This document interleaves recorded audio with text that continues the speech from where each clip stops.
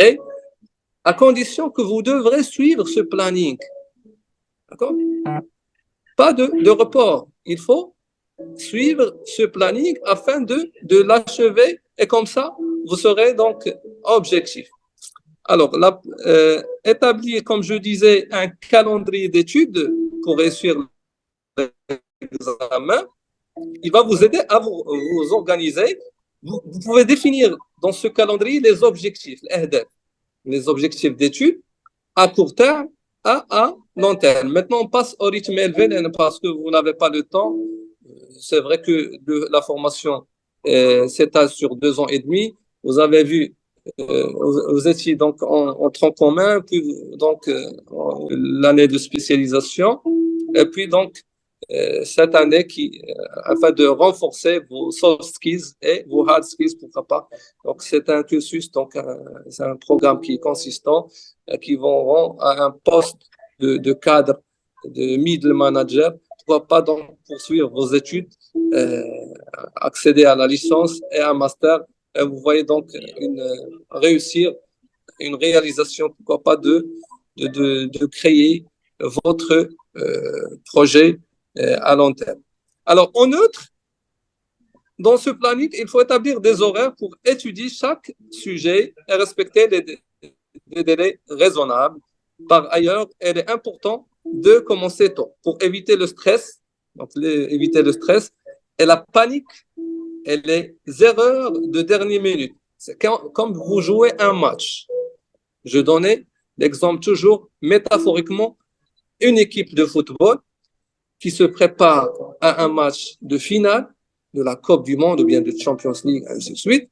Dans ce cas, une préparation à l'avance, d'accord, avec un régime et un planning des entraînements et avec de la motivation, il va bien sûr, il va donc remporter ce trophée dans ce sens. Alors, autrement dit, je replonge aussi sur mes expériences. Donc, il faut choisir, là c'est important, il faut choisir et trouver un environnement propice adéquat à l'étude. Parfois en plein air, parfois, lorsque j'avais l'âge de 15 ans et 16 ans, entre les villas, les jardins, et je révise. Et il faut choisir aussi le temps. Donc, la matinée, c'est très bien, d'accord? Et le travail en équipe, là, c'est crucial. Alors, il y en a plusieurs conseils, un nombre de conseils à suivre. C'est comme ça, donc là, c'est pour être synthétique, c'est la préparation, comprendre les attentes de l'examen, puis donc une bonne préparation et le choix, c'est-à-dire la planification, d'accord, avoir l'esprit de planification, ainsi que le choix d'un environnement et d'une équipe, pourquoi pas donc gagnante. Alors, je donnais la parole à Madame Sarah. Il va aussi vous prodiguer quelques autres conseils et astuces. À vous la parole, Madame Sarah. Merci. Alors, en continuant au conseil de M. Kamal Kashkash, j'ai d'autres petits conseils. C'est prendre soin de votre santé. C'est très bien important pour réussir votre examen officiel. Il faut très bien dormir, il faut se détendre, ne négligez jamais l'importance du sommeil. Un cerveau reposé fonctionne mieux au terme des mémorisations, de concentration et de raisonnement. Les siestes peut être une bonne manière de retrouver les forces. Utilisez le sommeil comme une source pour votre cerveau. La gestion du stress avant et pendant l'examen. La gestion du stress est une compétence essentielle pour réussir vos examens. Des techniques telles que la médiation, des exercices de respiration et la visualisation positive peuvent être des outils précieux pour maintenir votre calme et votre concentration avant et pendant l'examen. Il est également bénéfique de préparer à l'avance tout ce que vous aurez besoin pour l'examen afin d'éviter les coups de dernière minute qui ne feraient qu'ajouter au stress. Il faut, pendant l'examen, respirer profondément et calmement, se concentrer sur les questions sans se laisser distraire et éviter de vous comparer aux étudiants.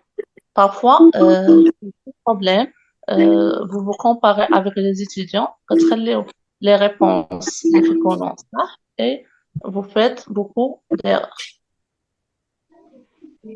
Le jour J, qui est le jour d'examen, il faut maximiser votre potentiel. Comment on maximise ce dernier?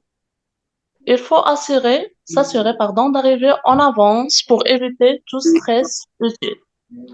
مثل l'investissement ديالي نوجد على كما قلنا tout ce qu'on aurait besoin inchallah et il faut arriver à l'avance باش éviter le stress inutile.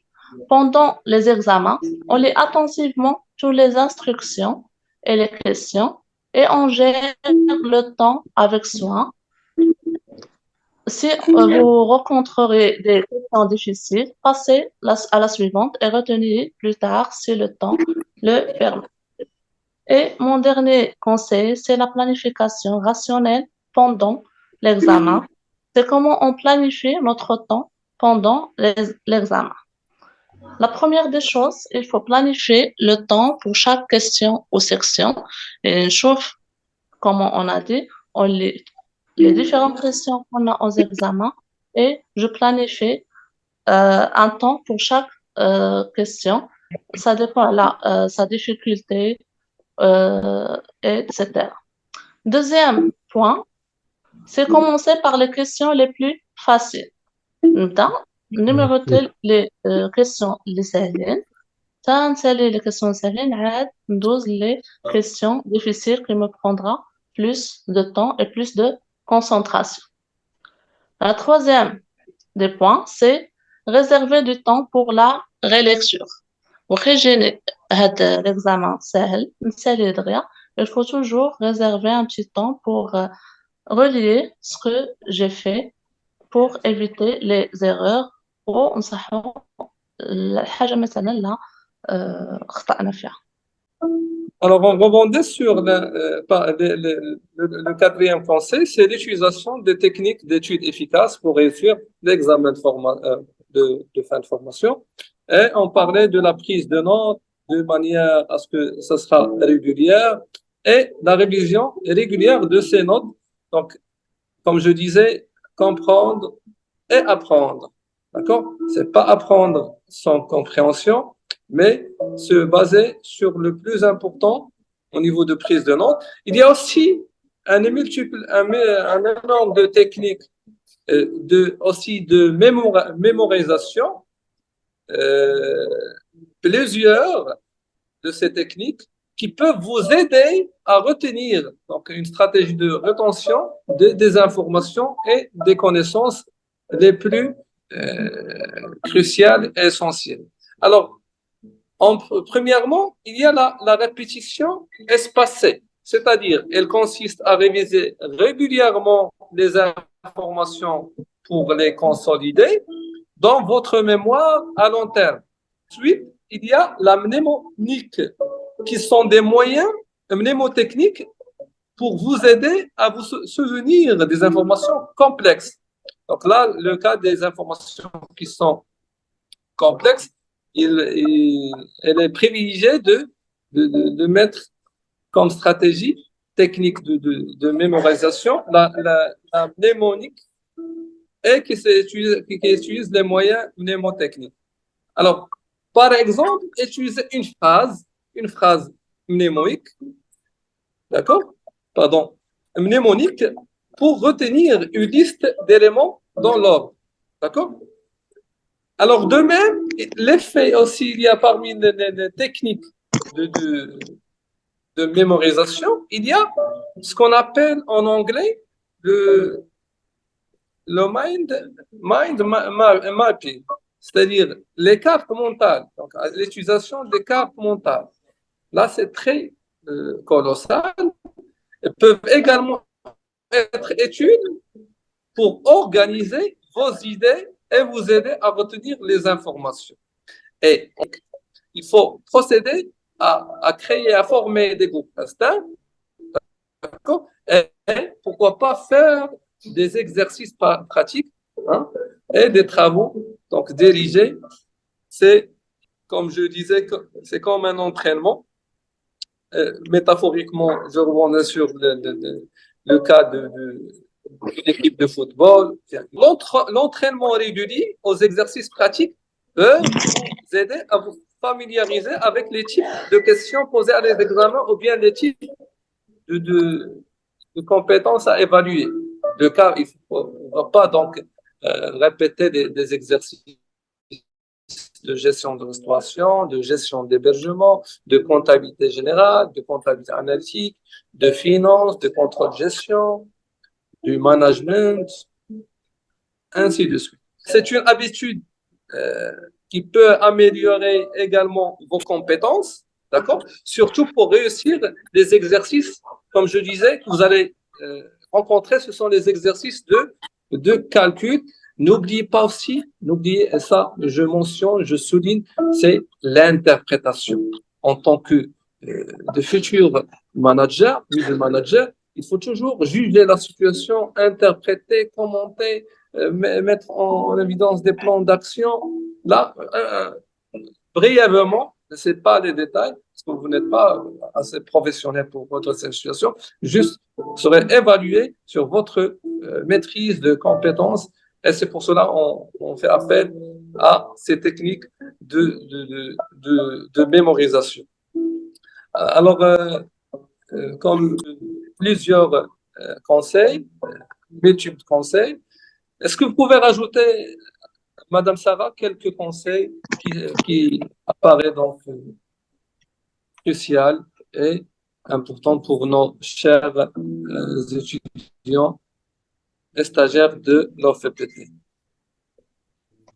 Je rejoins à vos conseils, quelques petits conseils que j'ai déjà abordés. C'est prendre soin de la santé. C'est très important pour réussir l'examen excessif qui peut nuire à la santé mentale et physique, ainsi qu'à votre capacité à réussir votre examen. Par conséquent, essayez de réduire le maximum le stress en suivant les différents points que j'ai abordés, en identifiant les sources de stress et en trouvant des moyens de les gérer avant l'examen de fin de formation. La méditation, la respiration profonde et la pratique de la pleine conscience peuvent être utiles pour réduire le stress et il est également important de bien dormir, de bien se détendre et se reposer avant de faire cet examen. Il existe un autre conseil, c'est de gérer de façon rationnelle le temps pendant l'examen. C'est en planifiant et en faisant la gestion efficace du temps durant la composition et pour maximiser vos chances de réussite. Il faut planifier le temps pour chaque question ou section. C'est très important. Si vous passerez sur chaque question ou section de l'examen, cela vous permettra de vous assurer que vous avez suffisamment de temps pour répondre à toutes les différentes questions qui sont posées aux examens et vous pouvez diviser le temps total à l'épreuve par le nombre de numéros de questions, allouer un temps spécifique à chaque question ou problème. Deuxième point, c'est commencer par les questions, comme on a dit, les plus faciles. C'est une technique qui peut vous aider à gagner en confiance et à vous mettre à un bon état d'esprit pour également vous aider à économiser le temps pour les questions les plus difficiles et complexes. Néanmoins, n'oubliez pas de bien lire toutes les instructions pour chaque question pour être sûr de bien répondre et éviter le hors-sujet. La dernière des choses, c'est réserver un bon temps pour la relecture. Quand on termine notre examen, il est important de relire attentivement les différentes réponses et de corriger les éventuelles erreurs ou omissions. Vous pouvez planifier à l'avance un temps que vous allouerez à la révision. Marquez d'un symbole dans la marge des questions dont vous n'êtes pas certain pour y revenir, pour y corriger ou pour s'assurer en priorité à la fin. Ensuite, se concentrer sur la vérification de vos réponses qui ont le plus de points dans votre examen final et marquer ainsi dans sa bande de la marge de questions qui ont été vérifiées dont vous certains. Cela aide à se sentir serein face à la réussite